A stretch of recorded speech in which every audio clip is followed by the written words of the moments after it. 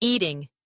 For most of us, it's an ordinary act, a part of daily life so routine that it barely merits thought.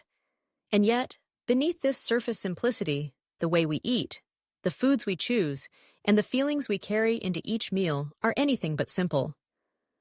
For years, my relationship with food teetered between love and resentment, pride and shame. I was at once the seeker of the next secret diet and the prisoner of my own inner critic, each mouthful measured and each indulgence scrutinized. I believed that controlling food was my gateway to happiness, but instead, it led me into an endless loop of guilt.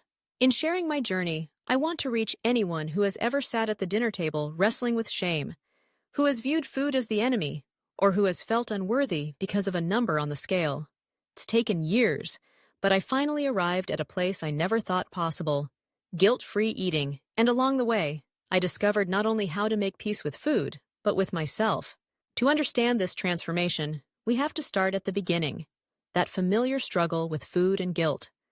My early experiences with eating were marked by restriction, anxiety, and an underlying sense of inadequacy. Every new diet promised salvation. Each plan whispered that the right combination of willpower and nutrition would finally grant me permission to love myself. I meticulously counted every calorie, tracked every macro, and followed a dizzying array of rules, all in pursuit of that elusive feeling of rightness. Excitement always greeted the start of something new. Perhaps this would be the diet to erase my doubts, but disillusionment was rarely far behind. Hunger gnawed at my resolve, and cravings grew louder with every passing day. When I inevitably strayed from the plan, succumbing to a cookie at a friend's birthday, or grabbing fast food after a long day, the weight of shame was immediate and crushing. In these moments, food became so much more than sustenance. It was an emblem of failure. I berated myself for every bad choice, convinced that discipline was the only way forward. But beneath the obsession with good and bad foods, something else was brewing: exhaustion. I realized that I was constantly at war with myself, policing every bite in a futile attempt to feel in control. Yet, ironically, the more tightly I gripped the reins, the less satisfaction I found in eating. The joy faded. Mealtimes became minefields, every day laced with anxiety and regret. Eating was no longer nourishing. It was punishing.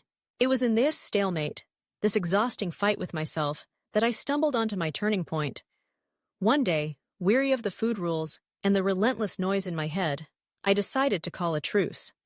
I announced, perhaps only to myself, that I needed a break from dieting.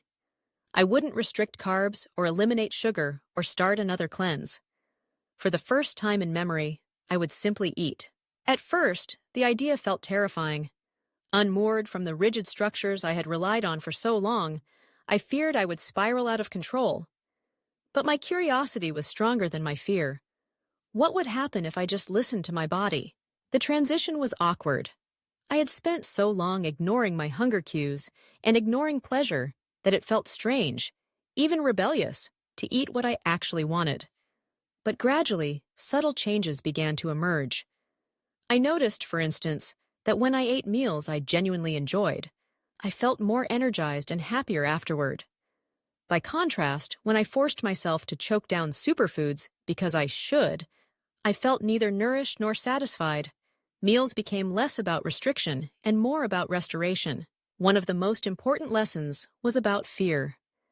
I had carried within me a deep and abiding worry that without strict rules, I would lose myself to cravings, gain weight uncontrollably, or become unhealthy. But as the weeks passed, I realized that my body was not an adversary, but an ally. When I allowed myself to eat the foods I used to fear, fresh bread, chocolate, pasta, my cravings diminished. The intensity that had once driven me to overeat dissipated, replaced by balance and an unexpected sense of calm. It was as though the forbidden fruit finally lost its power. Key to this transformation was the practice of mindful eating.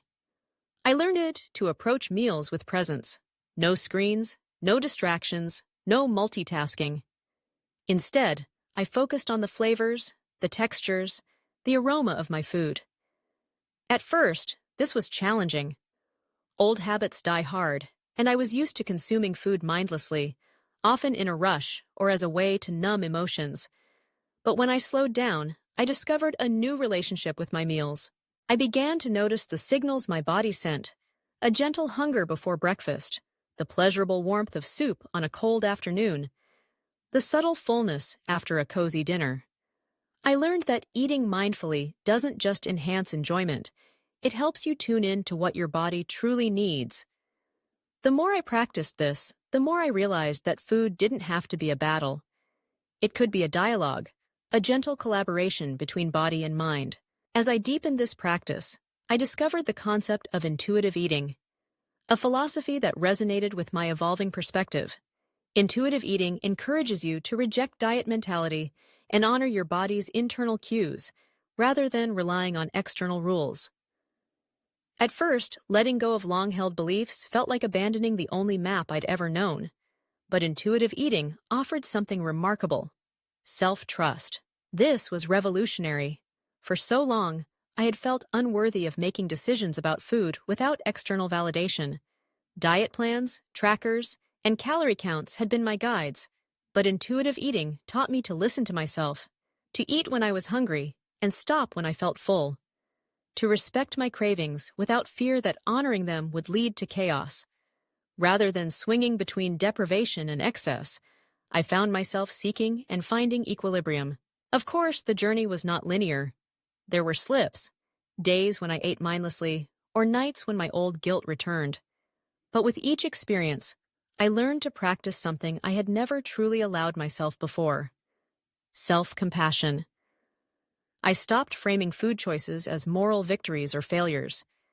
If I overate, I didn't punish myself with guilt or restrict myself the next day. I reminded myself that I was human, a work in progress, and that one meal did not define my worth. Self-compassion became my bedrock. Instead of treating myself with criticism, I chose kindness. I realized that my body was not a problem to be fixed, but a vessel to care for. My eating habits did not reflect my value as a person. With every gentle choice, I freed myself a little more from the bind of shame and regret. Perhaps the most difficult part of this journey was disentangling myself from diet culture, the relentless barrage of messages telling us we are never enough. Diet culture thrives on dissatisfaction, always hinting that happiness lies just around the corner, in the next cleanse or the next 5 pounds lost. It weaponizes food, transforming it into a morality play, dividing our choices into good and bad, clean and dirty. Under this regime, even pleasure is suspicious, but I realized that this narrative was not serving me. I made a conscious choice to step away from comparisons, to resist the temptation to judge my body against impossible standards.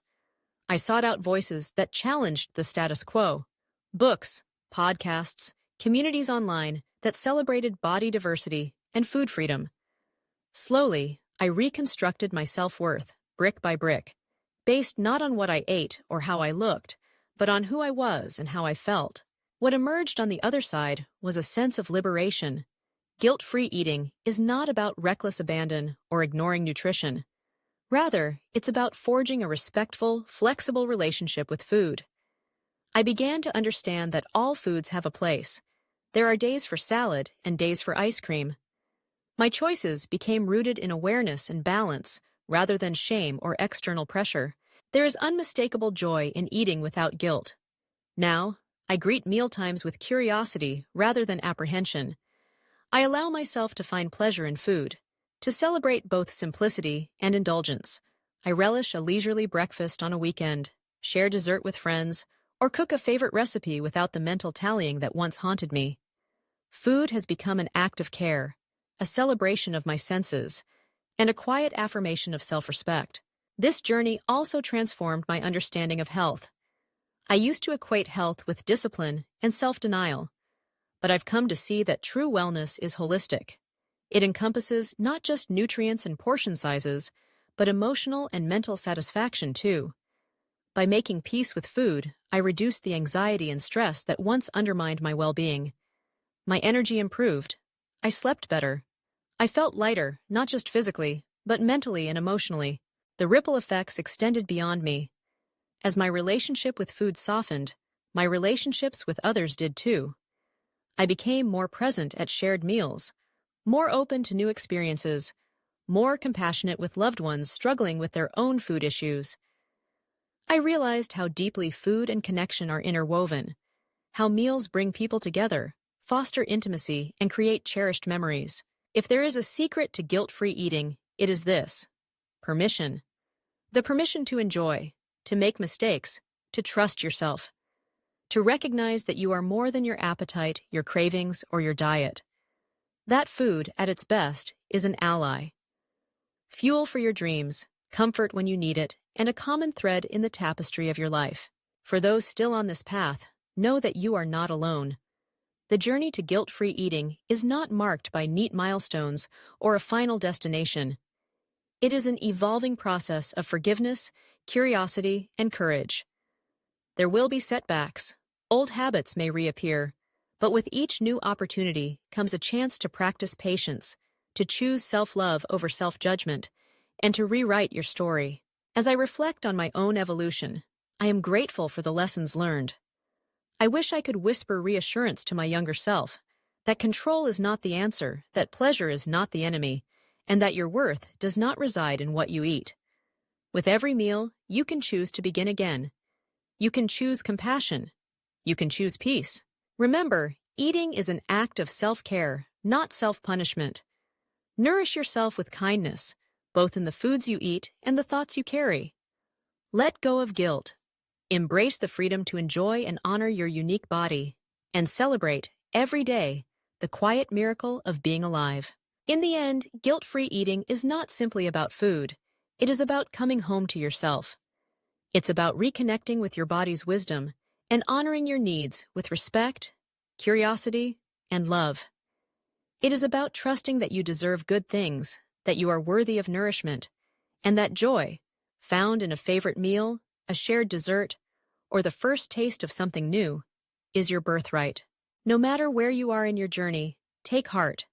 You have the power to transform your relationship with food and, in the process, transform your relationship with yourself. Give yourself permission to live, to eat, and to be without guilt. The path may be surprising, but the destination, peace, balance, and self-acceptance, is a place well worth discovering.